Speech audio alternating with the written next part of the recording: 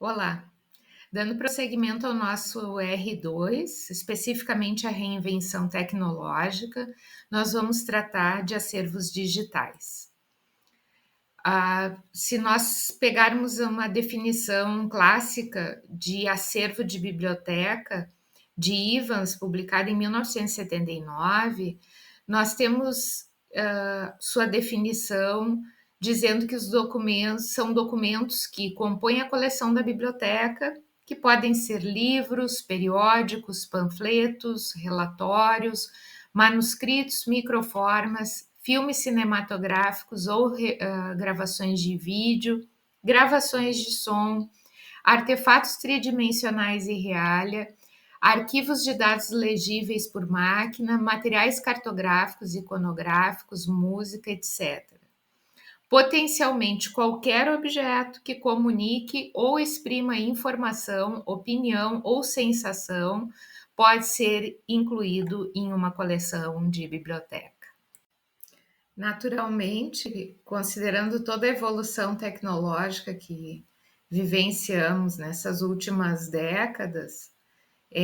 por mais abrangente que seja essa definição de Evans, ela está longe de dar conta de todos os tipos de documentos que surgiram nos últimos tempos. Então, se nós tínhamos uma ênfase em publicações, mesmo que tenhamos manuscritos e tenhamos outros tipos, mas eram basicamente documentos que impressos ou gravados em um suporte físico. Quando surgem então os primórdios aí da internet e da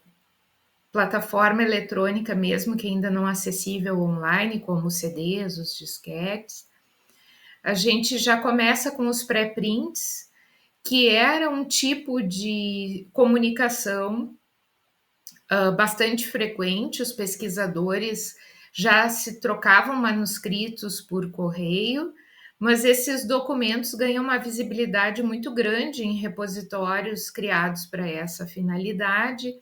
e eles ainda congregam comunicações que antes eram feitas por cartas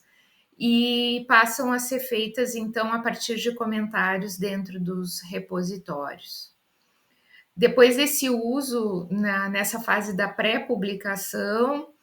as próprias editoras tradicionais elas passam a criar uma metodologia de acesso eletrônica e online ao que publicam, e criando então essa modalidade de acesso eletrônico a livros, mas principalmente a periódicos. De uma certa forma, a publicação em livros eletrônicos ela começa bem mais tarde. Depois surge as plataformas de e-books, sendo bastante utilizadas e com dispositivos próprios para leitura, principalmente de livros, como Kindle, Kobo, esses tipos de dispositivos. E agora, mais recentemente, há uma necessidade para além da publicação de resultados, mas para a incorporação de conteúdos mais amplos do que a publicação de resultados ou de livros ou de periódicos, para contemplar recursos educacionais que são mais do que livros didáticos. Eles contêm vídeos, eles contêm áudios, eles são muito multimídia, com uma finalidade didática. A publicação de dados de pesquisa, não só mais resultados, mas também os dados, e protocolos, códigos, e aí começam a surgir essa tendência de disponibilização de todas as informações que fazem parte da produção do conhecimento. E além disso, além dessas informações disponibilizadas em repositórios e nos sites dos editores, a gente também percebe uma proliferação de canais piratas que para documentos que exigem a compra ou a assinatura e que não tem nenhuma garantia de disponibilidade, mas eles têm sido responsáveis também por um acesso bem importante à informação, considerando que os modelos de negócio, as informações, as publicações que são cobradas, elas costumam também ser muito caras, e na ausência desse acesso, há uma série de plataformas, então, não oficiais, não legais, que dão acesso a esses conteúdos gratuitamente, mas sem nenhuma, obviamente, garantia de preservação digital. Assim, nós temos essa diversificação atualmente de tipos de documentos, tipos de conteúdos, que são muito importantes para as comunidades e, portanto, para as comunidades universitárias e, portanto, elas precisam receber tratamentos diferentes e um olhar muito sensível das bibliotecas para tentar maximizar a descoberta desses novos tipos de documentos. Então, pedindo uma atualização dessa definição de IVAs de 1979 para o ChatGPT, ele diz que os acervos de biblioteca podem incluir, além de materiais tradicionais, objetos digitais, bancos de dados dinâmicos, conjuntos de dados científicos, publicações de pré-print, repositórios institucionais, coleções digitais em acesso aberto, documentos interativos, softwares, inteligência artificial aplicada à recuperação da informação, objetos de aprendizado digital e arquivos de redes sociais, além de qualquer outro meio de comunicação emergente que expresse informação, opinião ou sensação. Tá certo que está meio exagerada essa definição do chat GPT, mas a gente não é qualquer informação, é qualquer informação que há um potencial interesse, né? Mas não necessariamente há um interesse, e isso tudo depende dos critérios da biblioteca, que são definidos nas suas políticas, como nós vamos ver logo a seguir. O que interessa às bibliotecas é, principalmente no contexto da biblioteca universitária, que trabalha muito com a informação técnico-científica, são as informações que levam à produção de conhecimento, de sabedoria e que levam também ao desenvolvimento de habilidade crítica para que a nossa comunidade não seja vítima de processos de desinformação. Então, a nossa informação, a informação que nós buscamos tomar conta do mundo, ela leva exatamente em conta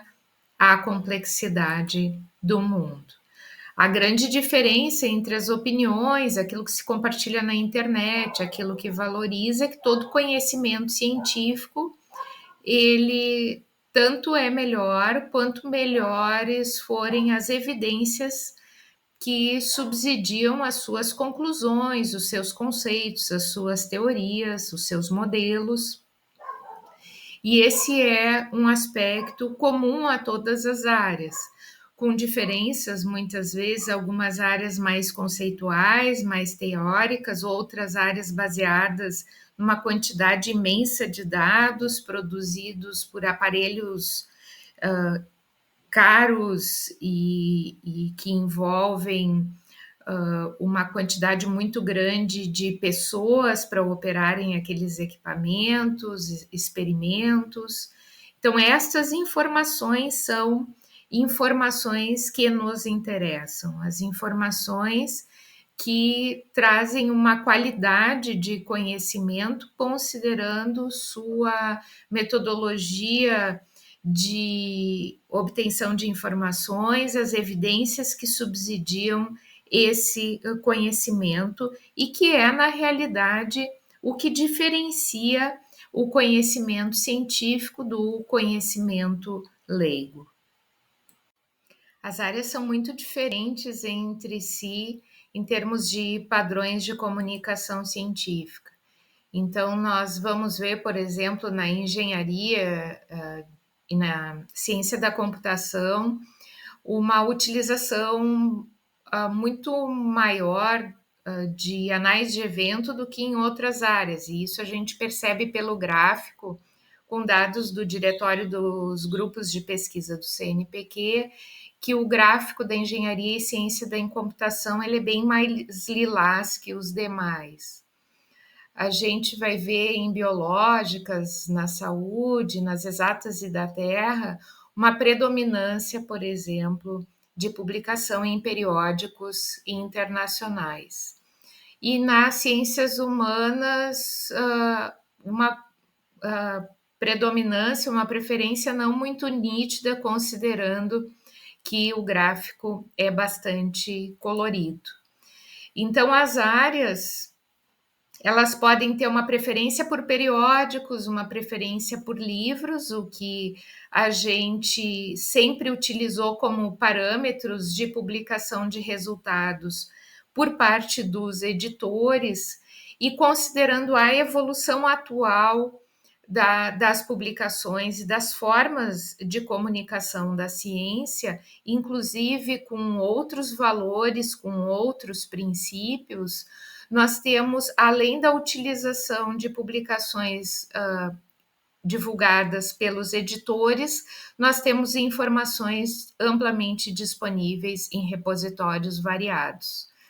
E em algumas em estágio, inclusive de pré-publicação, que não foram avaliadas por pares ainda, ou que estão disponibilizadas no repositório e com avaliação aberta. Então, aquele ali talvez ainda não seja a sua forma final, mas o repositório, então, permite esse sistema de avaliação aberta. Além da pré-publicação ou publicação, pré-publicação no repositório, publicação no editor, há cada vez mais também uma exigência de publicação dos dados. E essa exigência ela pode ser cumprida considerando uma plataforma disponibilizada pelos editores, mas muito mais frequentemente nós percebemos uma divulgação de dados de pesquisas em repositórios de dados. Nós observamos, então, em relação à publicação de dados e à pré-publicação, características bastante distintivas das áreas. Então, a gente observa, por exemplo, em 1957, já existia na área de geofísica um movimento bastante forte para a publicação de dados de pesquisa. E, por outro lado, a publicação, utilizando os repositórios de pré-prints e a avaliação aberta, já é uma realidade desde 1992 com o repositório Archive para física, matemática e ciência da computação, e a utilização de repositórios de pré-prints de forma mais disseminada passou a ser conhecida apenas em 2015 com a publicação do bioRxiv, que ao se dedicar às áreas biológicas e da saúde, que são uma área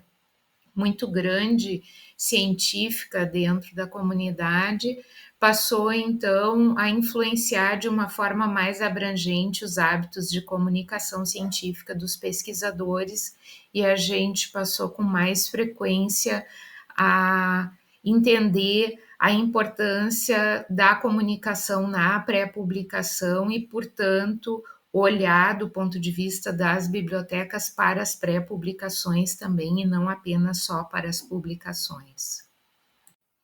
Assim, em síntese, nós podemos, de uma certa forma, representar essa evolução dos tipos de documentos, considerando a evolução do movimento de acesso aberto à informação, onde, quando nós vivíamos a era analógica, nós tínhamos um acesso predominante a publicações impressas no editor e acessíveis somente por aqueles que adquiriam as publicações. E depois, posteriormente, na era digital, nós tivemos uma ampliação desse acesso, sendo que uma parcela das publicações que são acessíveis no site dos editores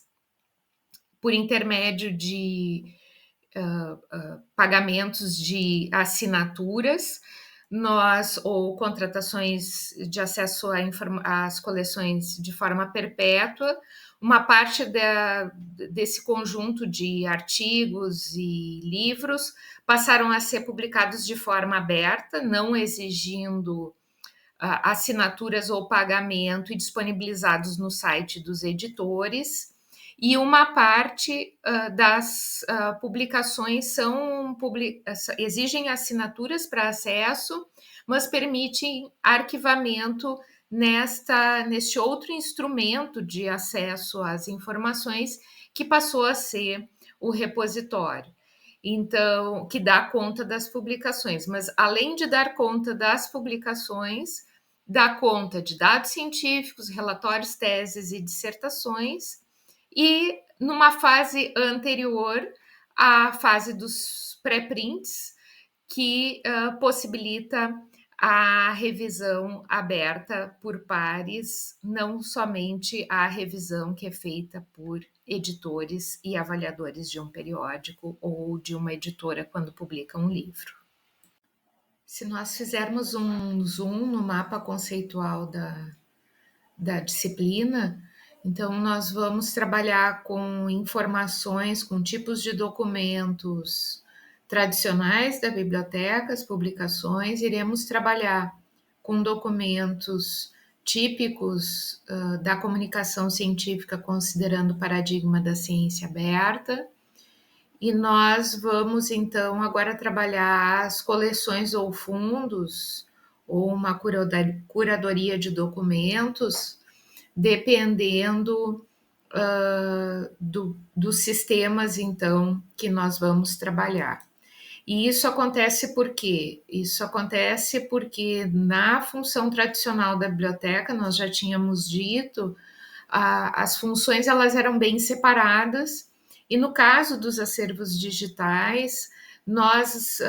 não temos como, não é uma questão só de armazenamento de arquivos, mas de armazenamento e recuperação. Portanto, quando eu falo de coleções digitais, eu tenho necessariamente intersecções entre a formação da coleção e a sua forma de organização, recuperação e descoberta. Então, se nós considerarmos aqui alguns sistemas, né, tendo em vista o que nós tínhamos dito, que as publicações estão nos editores, elas estão nos repositórios, mas podem existir, então, instrumentos que são específicos, criados pela própria biblioteca.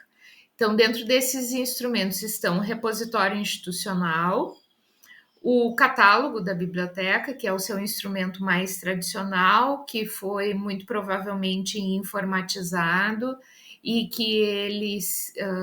provavelmente contém, além de acervos digitais, contém também acervos físicos, impressos em microfilme, em CD. Nós temos uma possibilidade de desenvolvimento de bibliotecas virtuais,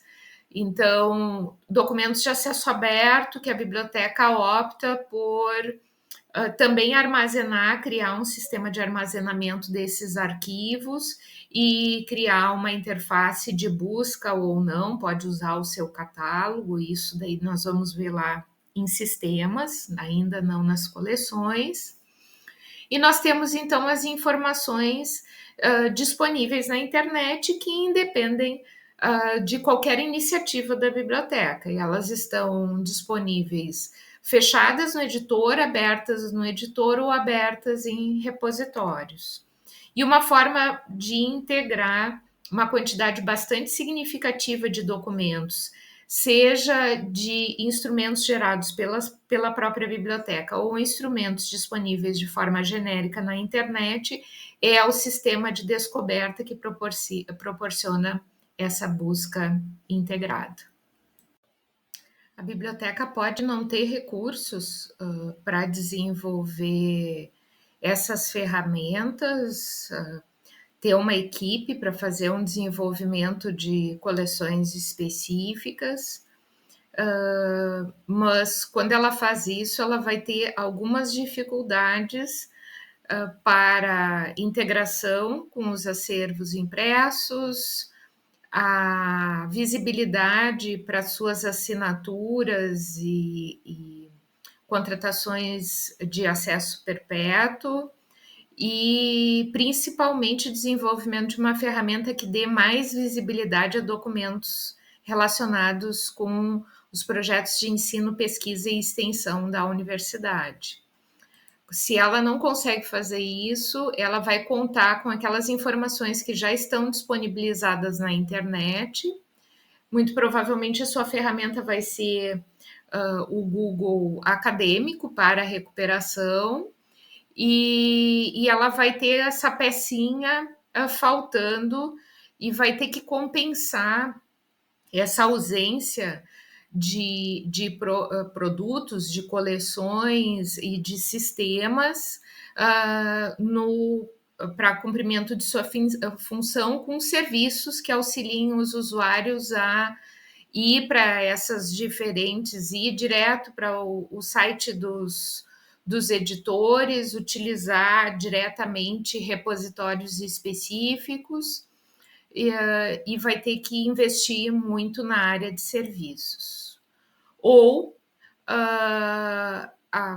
se assume, na realidade, que a biblioteca talvez não esteja cumprindo missão nenhuma. Então, diz, não, eu vou aguardar os usuários virem na biblioteca quando eles considerarem importante, eu não ofereço nenhuma coleção e nenhum sistema que os auxilie, tampouco tenho serviços ativos, e muitas vezes esse profissional acaba reclamando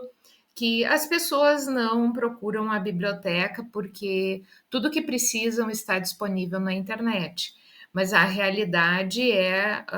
uma falha estratégica nessa atuação da biblioteca. Então, se nós quisermos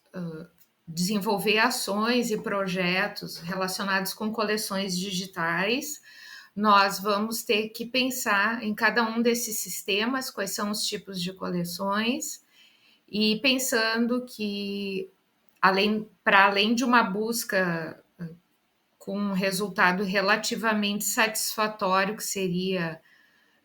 em relação ao Google Acadêmico, mas o nosso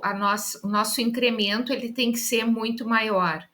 Ele vai requerer um desenvolvimento de repositório, provavelmente ele vai ter que ter um catálogo, vai ter que ter um sistema de descoberta,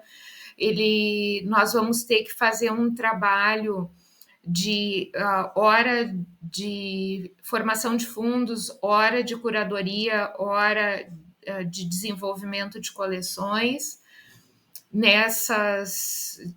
com essas diferentes possibilidades, e obviamente isso requer bastante recurso. Por que então que nós temos o terceiro R? Porque muito dificilmente as instituições contam com esse tipo de recurso. Então, dando um spoiler, né, o terceiro R, e para não deixar vocês extremamente angustiados com tantas possibilidades e tantos projetos que demandam pessoal, desenvolvimento de competências técnicas para realizar essa seleção, infraestrutura tecnológica para fazer armazenamento e ver alternativas de produção de metadados para esses documentos. Então, tudo isso exige muito recurso e, muito provavelmente, uma biblioteca individualmente ela é incapaz de conseguir mobilizar esse tipo de investimento. Mas se a gente imaginar que ao invés de trabalharmos sozinhos, nós podemos trabalhar de forma consorciada, de forma colaborativa, tecendo uma gestão estratégica com vários instrumentos de gestão de conhecimento, de gestão de equipe e passarmos a trabalhar em conjunto, talvez a gente consiga mobilizar esse tipo de recurso. A seguir, então, nós vamos tratar da formação de fundos, da curadoria e do colecionismo relacionado com acervos digitais.